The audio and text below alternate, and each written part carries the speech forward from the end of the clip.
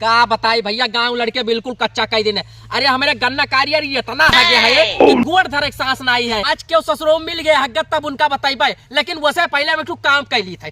चली तब अपने गन्ना के बीचों बीच में बैठब और अगर क्यों हगत मिल गए तो यही में डरवाई की गड़िया रगड़ते हैं। अब गन्ना किनारे तो अपने पहुंच गए ना है। अब एक काम करी, लाओ चली बीचों बीच में घुसी और देखी तो ससुरो क्या वहां में तब बताई हम।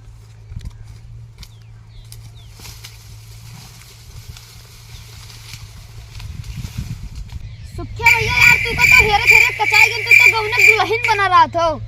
सुखिया भैया कब ना झाड़े रोके तो हम का करी, हम जाए नहीं कल काम में खत्ती पे लाए रहा समय ना बिता भैया। चलो अब आ रही है कहां थे कट कर गंदा।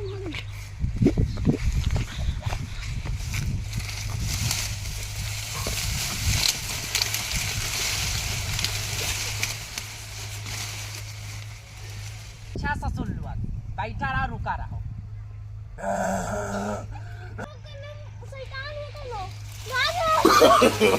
नो नो रुका ससुर रुको रुको रुको रुको सर